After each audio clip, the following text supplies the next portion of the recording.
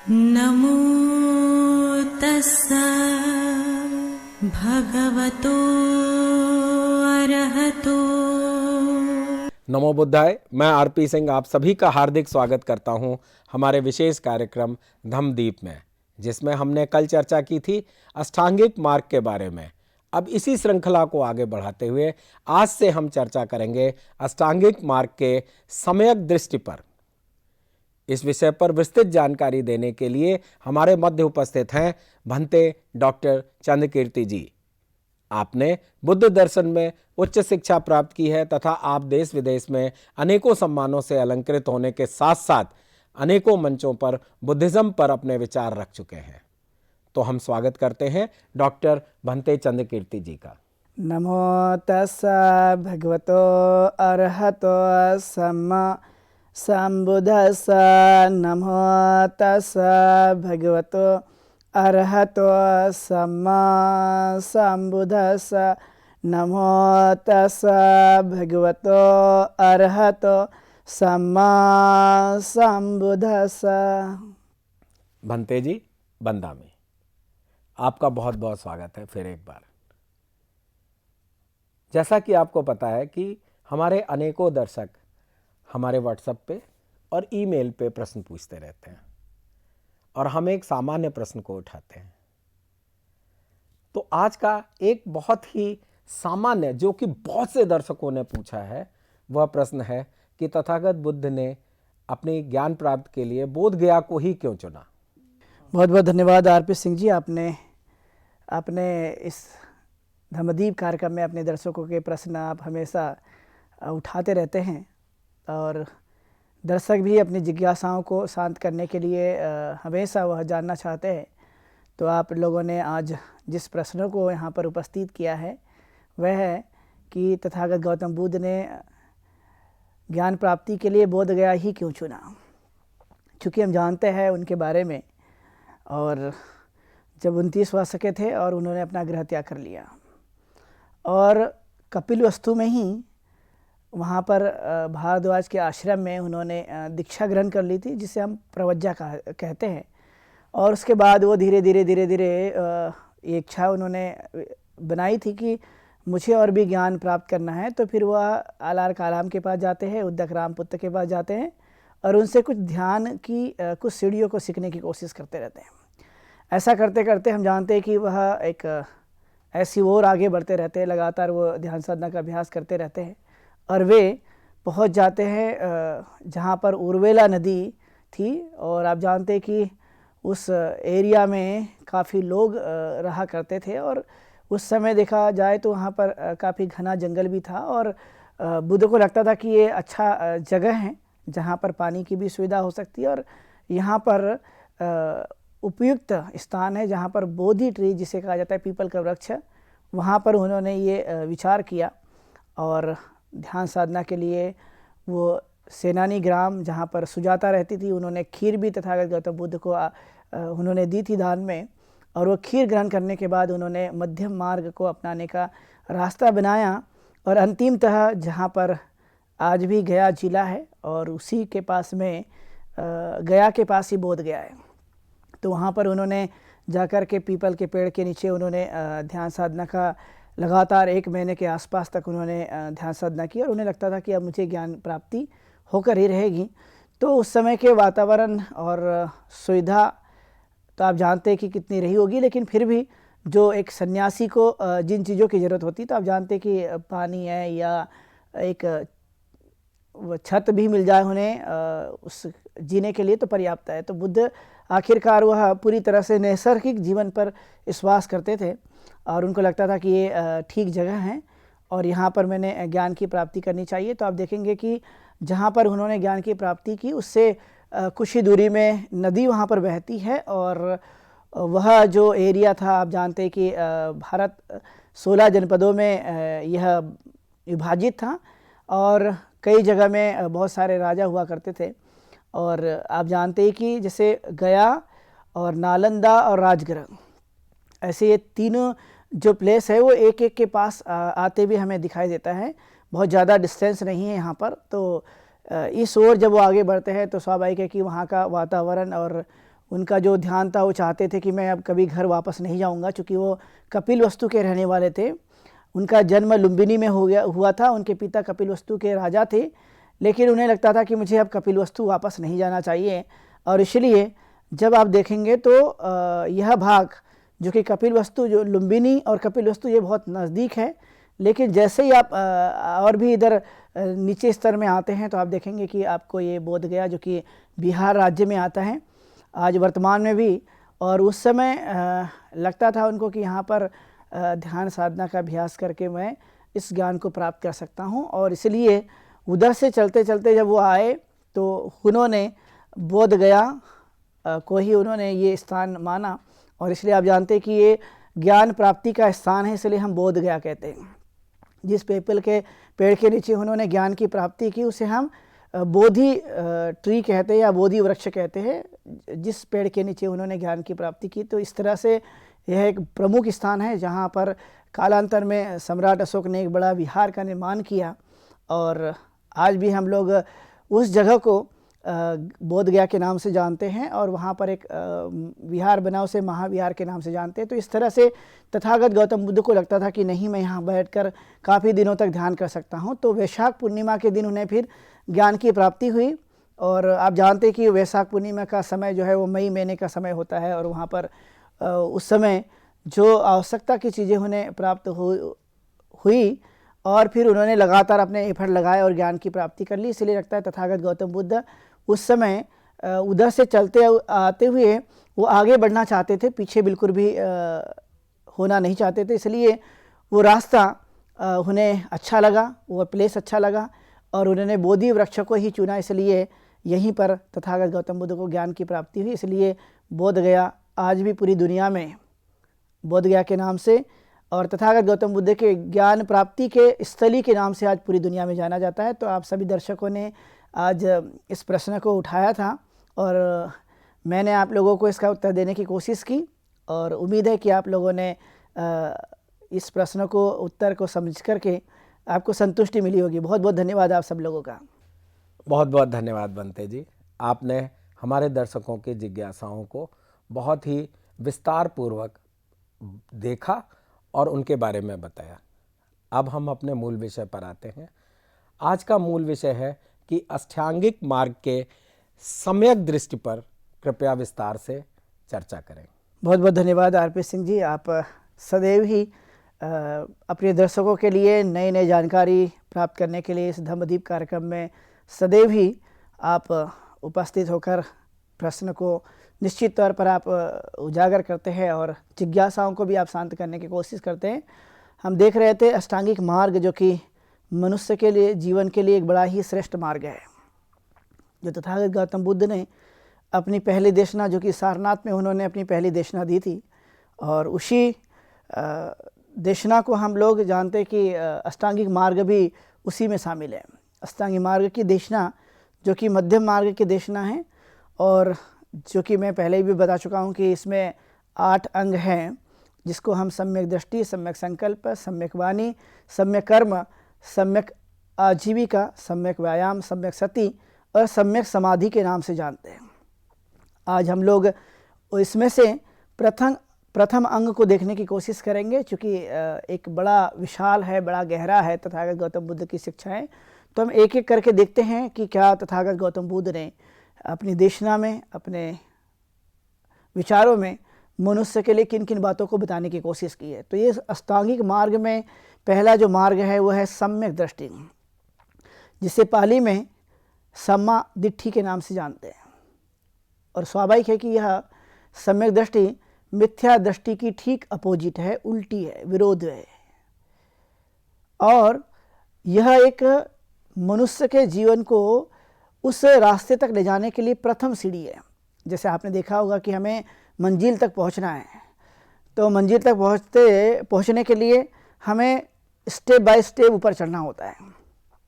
तो तथागत गौतम बुद्ध ने सबसे पहले अपनी जो कसौटी रखी है वह पहले मार्ग की, जिसे हम सम्यक दृष्टि के नाम से जानते हैं। और ये सम्यक दृष्टि स्वाभाविक तौर पर जब हम देखते हैं तो इसमें 2 शब्द हैं, सम्यक और दृष्टि। सम्यक मतलब होता है सही जानना, और दृष्टि मतलब वास्तविक रूप से उसे देखने की कोशिश करना, मतलब देखना जैसा है वैसा, यथाभूत ज्ञान दर्शनम, जिसे कहा जाता है कि जैसा है वैसा हम देखने की कोशिश करें। तो क्या जैसा है वैसा? तो आपने देखा होगा इस संसार में जो कुछ भी है वो सब हमें दिखाई देता है और उसे हम जैसा है वैसा देखने की कोशिश करें, वैसा हम समझे, उसे जानने की कोशिश करें। इसलिए तथागत गौतम बुद्ध ने पहले अपने इस मार्ग को सम्यक दृष्टि का मार्ग बताया, जो कि मिथ्या दृष्टि, तो वो कहते हैं कि मिथ्या दृष्टि से मनुष्य ने परे होना चाहिए। तो किस बात की मिथ्या दृष्टि? तो आपने देखा होगा कि वे कहते हैं कि हम इस भ्रम में रहते हैं, अपनी वाणी का कर्म हम मिथ्या करते हैं, अपने मन का कर्म मिथ्या करते हैं, हम अपने शरीर का कर्म मिथ्या करते हैं। तो यह नहीं, बल्कि हमें जिन कारणों से दुख उत्पन्न होता है वो दुख के कारणों को, मूल कारणों को जानना, समझने की कोशिश करना कि दुख किन किन कारणों से मुझे हो रहा है और मैं उस कारण को ठीक कर सकूं या ठीक जान सकूं तो हम उसका उपाय भी कर सकते हैं। तो यह एक उपाय है। तो इसलिए कहा जाता है कि एक प्रकार से सम्यक दृष्टि जो है यह चार आर्य सत्यों का बोध करा देना। जैसे आप जानते हैं चार सत्यों के बारे में हमने पूरी तरह से जानने की कोशिश की है, और वो चार आर्य सत्य मतलब दुख, दुख का कारण, दुख निरोध और दुख निरोध का उपाय, जिसे हम चार आर्य सत्य मानते हैं। तो चार आर्य सत्य का ज्ञान हो जाना, अर्थात अज्ञान को पूरी तरह से ज्ञान से जान लेना कि अज्ञान ही सबसे बड़ा मनुष्य के जीवन काल में दुख होता है और यह किन किन कारणों से होता है। तो तथागत कहते हैं कि दो कसौटियाँ हैं हमारे पास, एक है कुशल कर्म करने की कसौटी और एक है अकुशल कर्म करने की कसौटी।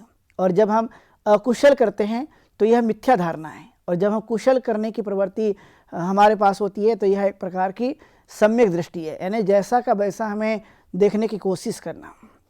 और जैसा है वैसा जब हम देखते हैं तो हमें वास्तविक ज्ञान प्राप्त होता है, हमें वो समझ प्राप्त होती है, वो हमें बोध प्राप्त होता है, और उसी के आधार पर हम आगे का जीवन को जीने की पूरी संभावना होती रहती है।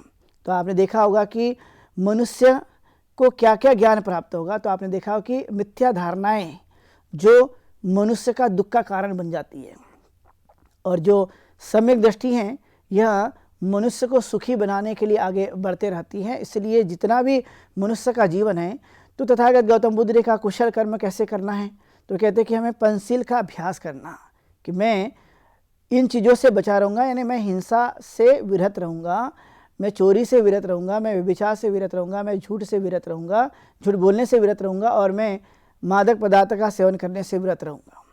ये कुशल कर्म की कसौटी है, और इसे जितना हम अपने जीवन काल में अपनाते हैं उतना स्वाभाविक तौर पर मन की अपनी एक ताकत बढ़ती है, क्योंकि सभी चीज़ों का जो केंद्र बिंदु है वह हमारा मन है।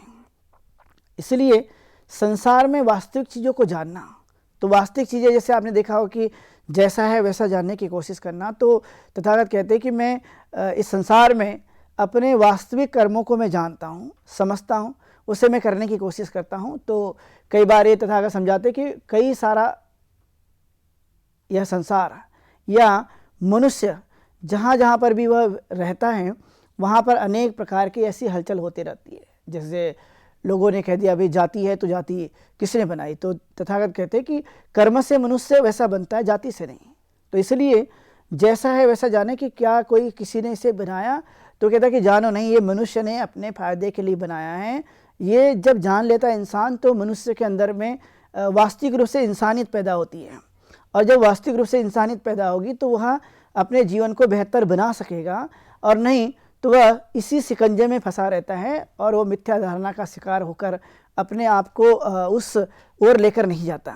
तो अर्थात यह मनुष्य के जीवन में निर्वाण प्राप्ति के लिए है।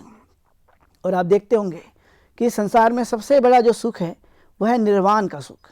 इसके बिना इतना बड़ा सुख इस संसार में नहीं है। इसलिए पाली में इसे कहा जाता है निब्बानंग परमं सुखं, अर्थात निर्वाण सबसे बड़ा सुख है। वो इसलिए है क्योंकि जब मनुष्य इस रास्ते पे बढ़ता है तो यह अष्टांगिक मार्ग में सम्यक दृष्टि हमें निर्वाण तक ले जाने के लिए वो हमें मदद करती है।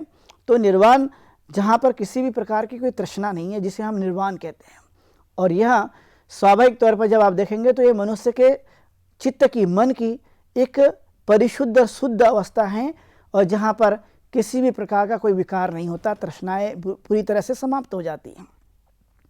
और जैसे जैसे होती है तो वैसे वैसे हम उन चीज़ों को समझ पाते हैं।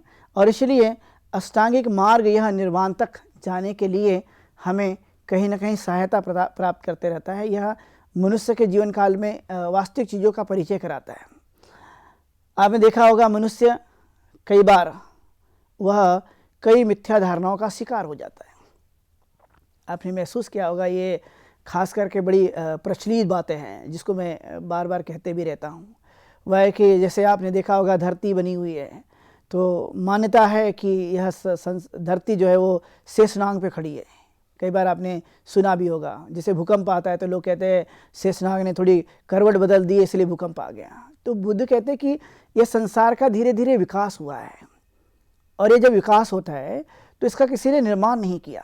और जब कोई ऐसा सोचता है कि इसका निर्माण किया है तो इसका अंत कब होगा, क्योंकि निर्माण की हुई चीज़ों का अंत होता है, लेकिन जो चीज़ें विकास करती है वह धीरे धीरे विकसित होती है, डेवलप होती है, और वह उसका अंत नहीं होता, वो बढ़ते रहती है। और स्वाभाविक तौर पर इस तरह से उन्होंने बताने की कोशिश की कि जो इस तरह से विचार करता है वह अपने बुद्धि का वास्तविक रूप से इस्तेमाल नहीं करता।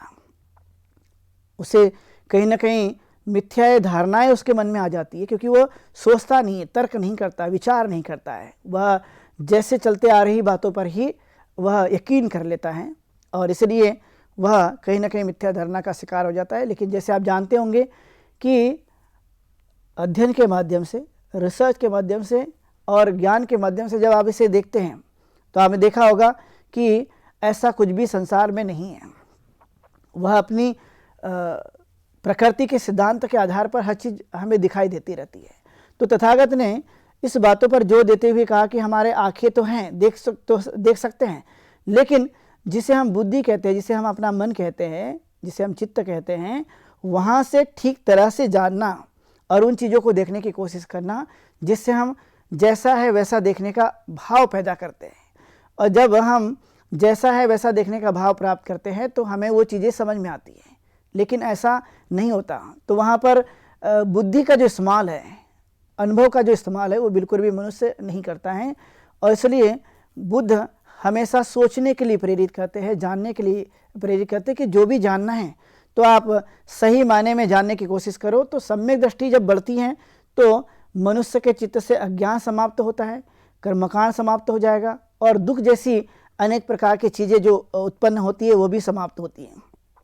आपने देखा होगा कि जहाँ सम्यक दृष्टि होती है तो वो इंसान बराबर जानता है कि दुख किन कारणों से हुआ। तो आप देखते हैं पाली में जिसे कहा गया है कि दुख इन कारणों से होता है। तो जैसे आपने देखा कि जाति भी दुखा, जरा भी दुखा, व्याधि भी दुखा, मरणम भी दुखं, अपे ही संपयोगो दुखो, पिए ही उपयोगो दुखो, यम्पि क्षण लप्तितम भी दुखं, पंच स्कंद खंदा दुखा। कि अर्थात जैसे जन्म है तो यह भी दुख होता है, जब बीमारी हो जाए तब भी दुख होता है, जब हमें बुढ़ापा आ जाए तो भी दुख होता है, मृत्यु हो जाती है तब भी दुख होता है, जब हम जो चाह रखते हैं वो चीज़ें प्राप्त ना हो तब भी दुख होता है, हमारे हमसे कोई प्रिय आदमी दूर हो जाता है तो दुख होता है, और अप्रिय लोग मिल जाते हैं तब भी दुख होता है। और वह अंतिमतः कहते हैं कि ये जो मनुष्य का पंच स्कंद से बना हुआ जीवन है, यह इसमें दुख की संभावना है। लेकिन जब हम इसे जानते हैं, वास्तविकता की तरफ हम जब आगे बढ़ते हैं, उसको ठीक तरह से देखते हैं, और जब हम अपने बुद्धि का इस्तेमाल करते हैं तो हम जानते हैं कि ये चीज़ें हो रही है, तो हम इसे रोक सकते हैं। और अपनी समझ को बढ़ा करके जैसा है वैसा हम जब चीज़ों को देखते हैं तो यहाँ पर दुखों का अंत हो जाता है, हम स्वयं कर सकते हैं। क्योंकि आपने देखा होगा मनुष्य के जीवन काल में सुख भी मनुष्य के चित्त में उत्पन्न होता है और दुख भी मनुष्य के चित्त में उत्पन्न होता है। दोनों ही बातें यहाँ से ही शुरू होती है, और जब ये दोनों बातें यहाँ से शुरू होती हैं तो मनुष्य ही इसका निर्माण करता है और मनुष्य इसे समाप्त कर सकता है, वो कोई औरों के हाथों में नहीं है। और यदि ऐसा होता तो सभी जगह में, पूरे संसार में आपको ये चीज़ें देखने के लिए मिलती है। इसलिए स्वाभाविक तौर पर हम जब जीवन जीते हैं मनुष्य का, इसलिए ये हमें देखने की कोशिश करना, जानने की कोशिश करना, अपनी उस क्षमताओं को बढ़ाने की कोशिश करना। लेकिन आपने देखा होगा कि ये कैसे संभव होगा। तो कहा जाता है कि मनुष्य होने के नाते हमें चिंतनशील जीव बनना चाहिए। जब हम चिंतनशील जीव बनते हैं तो स्वाभाविक तौर पर वो चीज़ें हमें प्राप्त होना शुरू हो जाता है। आपने देखा होगा एक बच्चे को भोजन मिलता है, संस्कार मिलता है, शिक्षा मिलती है, तो वो स्वाभाविक तौर पे ग्रोथ करते रहता है। उसे नहीं पता होता शिक्षा का लाभ क्या होगा, उसे नहीं पता होता कि भोजन से हमें क्या मिलता है, संस्कार से हमें क्या मिलता है। लेकिन जिनको ये समझ होती है वो धीरे धीरे उस बातों को बताते हैं या उसका खुद आचरण करते हैं, तो धीरे धीरे वो बातें डेवलप हो जाती हैं और उसी की वजह से मनुष्य का अपना एक अस्तित्व निर्माण होता है। इसलिए तथागत गौतम बुद्ध पूरी तरह से सभी लोगों को ये बात समझाना चाहते हैं, बताना चाहते हैं कि कर्मकांड है, अंधविश्वास है, रूढ़ी परंपराएं जो होती है और जो हम आँखों से देखने के बाद भी हम उसको समझ नहीं पा रहे हैं, तो उन्होंने कहा ये सिर्फ होता है मिथ्या दृष्टि की वजह से। और बुद्ध के काल में ऐसी मिथ्या दृष्टि 62 मिथ्या दृष्टि थी और उस 62 मिथ्या दृष्टि में तथागत ने स्वयं इस मध्यम मार्ग को खोज करके निकाल करके उन्होंने अष्टांगिक मार्ग की यह देशना देते हुए पूरी तरह से समझाने की कोशिश की और कहा कि ये पहला एक ऐसा स्थान है जहाँ से हम ये आगे बढ़ना चाहते हैं वो बिल्कुल सही होना चाहिए, जहाँ से शुरू होती है। जैसे आपने साधारण भाषा में देखा होगा कि शुरुआत अच्छी है तो अंत भी अच्छा होता है, तो वैसा ही सम्यक दृष्टि यदि हमारी ठीक ठीक से हो जाती है, हमें सही जानने का भाव प्राप्त हो जाता है, समझ पैदा होती है, तो हमारे आगे का रास्ता भी जो है वो आसानी के साथ में हम उसको पार कर सकते हैं। लेकिन शुरुआत में ही हमने नहीं उन चीज़ों को जाना तो आगे बढ़ना बड़ा मुश्किल है। और इसीलिए तथागत गौतम बुद्ध ने हमेशा कुशल कार्यों पर करने के लिए ज़्यादातर प्रेरित किया हर मनुष्य के लिए। और उन्होंने कहा कि मैं सिर्फ आप लोगों को बता नहीं रहा हूँ, तो आप लोगों को जो करना है वो भी मैं सिखा रहा हूँ। वो सिर्फ इतना ही बताना नहीं है कि मैं मार्ग अंतिम गोल बता दूँ और बीच का रास्ता ना बताऊँ।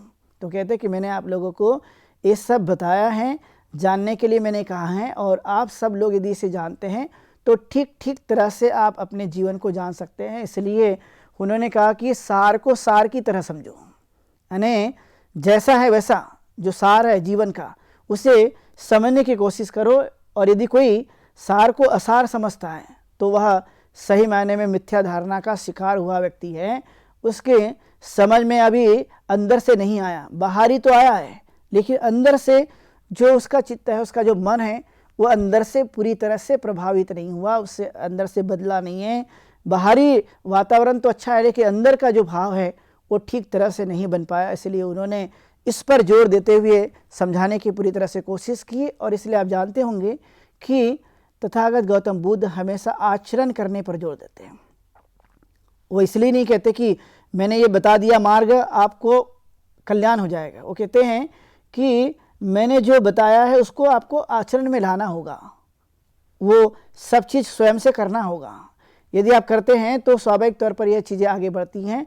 और इसीलिए मनुष्य एक उसका एक केंद्र बिंदु है जिसके अंदर में क्षमताएं होती है, समझ होती है और जानने का उसे अवसर प्राप्त होता है। इसलिए मनुष्य के जीवन के लिए ये एक महत्वपूर्ण है कि हम इस सम्यक दृष्टि को ठीक तरह से जान करके उसका आचरण करके हम इसे अपनाने की कोशिश करें, जो तथागत गौतम बुद्ध ने हमें बताया है कि हम पूरी तरह से अज्ञान को दूर करें, कर्मकांड को दूर करें, जो मनुष्य के जीवन काल में जिन कारणों से दुख आता है उसे हम समाप्त करने की कोशिश करें। तो हम ये कह सकते हैं कि यह सम्यक दृष्टि मनुष्य का वह भाव है जो सही जानने, सही समझने की हमें पूरी तरह से दृष्टि प्रदान करता है और वैसा हम ठीक तरह से जीवन को यापन करते हैं। तो आज का आप लोगों ने अष्टांगिक मार्ग का यह पहला मार्ग जिसे हम सम्यक दृष्टि कहते हैं, ये आप सब लोगों ने इसे बड़ी शांति के साथ आप लोगों ने सुना है। तो मैं आप सब लोगों का बहुत बहुत धन्यवाद अदा करता हूँ। आप सुखी हो, दीर्घायु हो, आपका कल्याण हो, ऐसी मंगल कामना करते हुए यहीं पर रुकता हूँ। बहुत शुभ मंगलम। भंते जी, बहुत बहुत धन्यवाद। आपने बहुत ही विस्तार से इस विषय पर चर्चा की और हमारे दर्शकों को सम्यक दृष्टि के बारे में काफ़ी अच्छी तरह और बड़े धैर्य के साथ समझाया। इसके लिए आपको बहुत बहुत धन्यवाद। साथियों, आज के इस विशेष प्रोग्राम में बस इतना ही। अब समय हो चुका है आज के प्रोग्राम के विश्राम होने का, लेकिन उससे पहले आपको बताते चलें कि आपके मन में भी जो प्रश्न हो वह आप इस प्रोग्राम में पूछ सकते हैं। और प्रश्न पूछने के लिए आप व्हाट्सएप नंबर 9639010109 पर अपना प्रश्न भेज सकते हैं या हमारी ईमेल आईडी जो नीचे चल रही है उस पर भी आप अपना प्रश्न भेज सकते हैं। तो उम्मीद है कि आप अपनी जिज्ञासाओं को दबाएंगे नहीं और हमारे इस प्रोग्राम का हिस्सा बन अपनी जिज्ञासाओं को शांत करेंगे। तब तक मैं आरपी सिंह भंते डॉक्टर चंद्रकीर्ति जी के साथ लेता हूँ विदा। कल इसी समय आपके सामने फिर उपस्थित होंगे। नमो बुद्धाय। नमो तस्सा भगवतो अरहतो